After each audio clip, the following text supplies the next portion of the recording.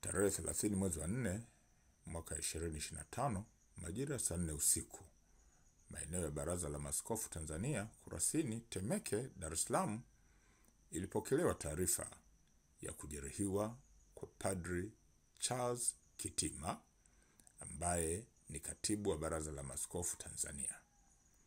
Padri huyo inadaiwa tangu saa 3 asubuhi walikuwa na kikao na viongozi wa dini mbalimbali katika eneo hilo, na baadaye, baada ya kikao kuisha, yeye majira ya saa 1 jioni alikwenda kwenye kantini yao ambapo aliendelea kupata kinywaji hadi saa 4:15 alipokuwa maliwatoni pembeni ya kantini hiyo.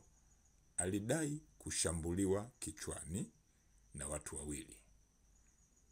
Baadaye alipelekwa hospitali ya Aga Khan kwa matibabu na anaendelea vizuri na matibabu.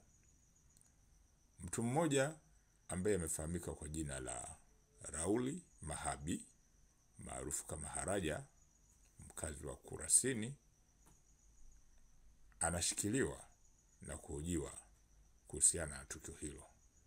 Uchunguzi zaidi wa kina unaendelea ili kubaini wahusika wa tukio hilo, na hatua kali za haraka zitachukuliwa kuhusiana na tukio hilo.